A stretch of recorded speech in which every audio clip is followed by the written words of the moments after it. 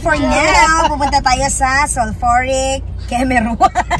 Sa sulfuric Cameroon na talaga. Let's go! Ang language natin na Pilipino.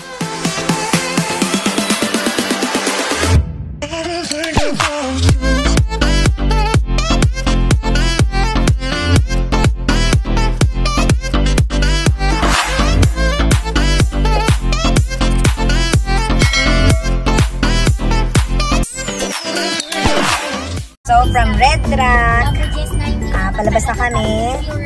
Anong tawag doon? Sulfuric? Sulfur vent. Yung adobo. Mountain. Mga ganun. No. Sulfuric na bukid. Basta, oy, mauna na siya. Basta, oy, yun na yun. Sulfuric, keme-keme. Tignan nyo na lang kung saan kami aabot dito sa sulfuric na ito. Yung umuusok na bundok. Pupunta tayo doon. Ayan na, malapit na tayo. Ito na yun. Yes, approaching the sulfuric Kemeruru. Kemeruru. Okay, 3, 2, 1. Goodbye. There. Sabi ni Ana. Oh, anong sabi ko? Sabi ni Ana, this is sulfuric Cameroon. Sulfuric Kemeruru. Oh, this is sulfuric Cameroon. Oh, this is sulfur.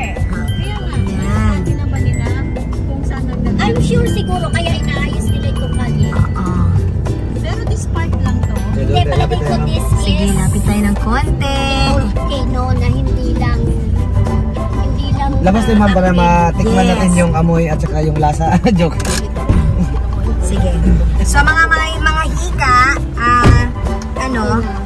iwas-iwas ng konti. Yan.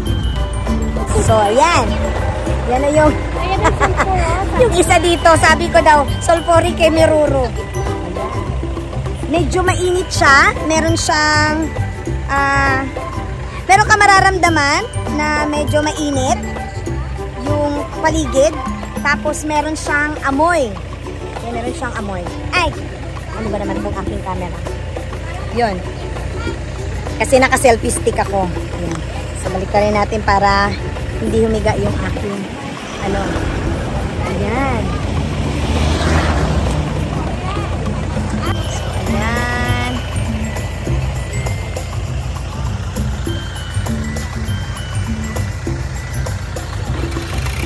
May amoy siya. May amoy.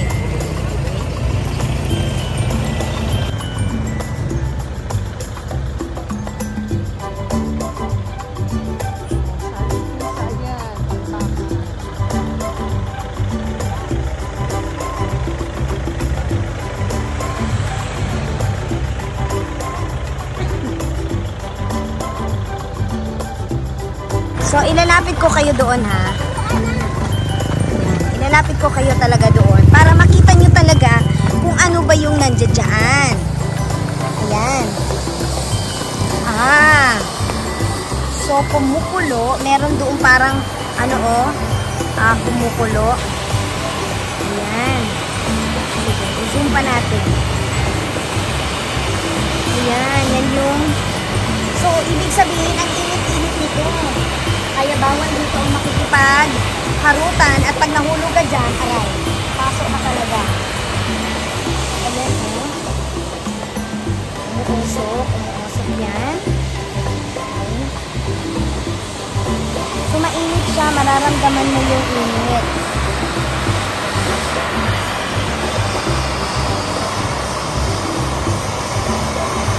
So, ayan. Yan yung binidyo ko kanina na umuusok.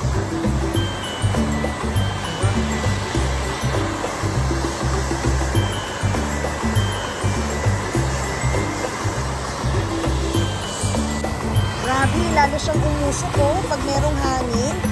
Yan grabe yung usok. Sobra. Pag merong hangin, lalong bumubuga. May amoy. Alam mo yung amoy parang mapanghi. Amoy mapanghi. Ayan. Uy, teka lang. Inay! Okay. Grabe, no? So, nakakapasok yan. Ha? Kaya nga. Hala, nakakaluto ng itlog yan. Sana nagdala tayo ng itlog. Nakakaluto ito. Promise. Nakakaluto ito. Promise. Tsaka pag alam mo yung humangin tapos pupunta doon ka sa may usok, mararamdaman mo yung init. Oh. Hindi pwedeng hawakan yan. Mas na ano pa yan sa boiling. Mas ano pa yan sa boiling water. Mararamdaman nyo yung ano, yung init. Oh. Teka lang. Oh. Promise. Yung init. Mararamdaman nyo yung init. Oh.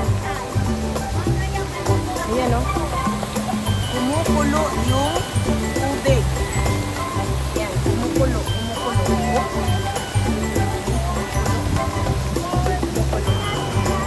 So, ayan yung ating experience dito sa Sulphuric Mountain na ito. Ayan.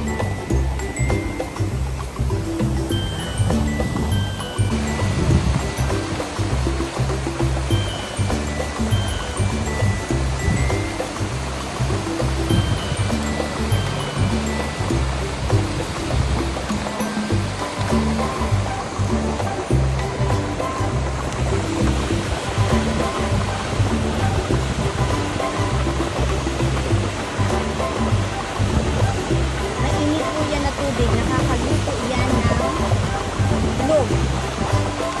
Papapasok ka talaga pag na ano ka dyan. Na suksik ka dyan.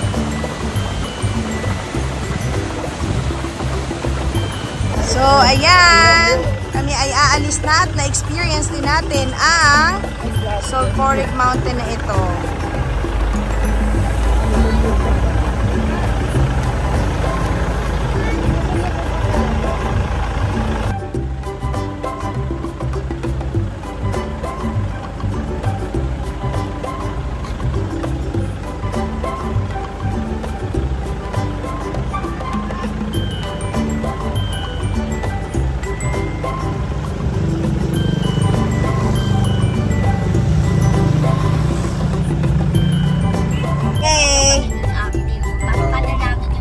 Pero yung sa Mount Alis na kami. siya after 600 years. Sumabog siya, di ba, after 600 years?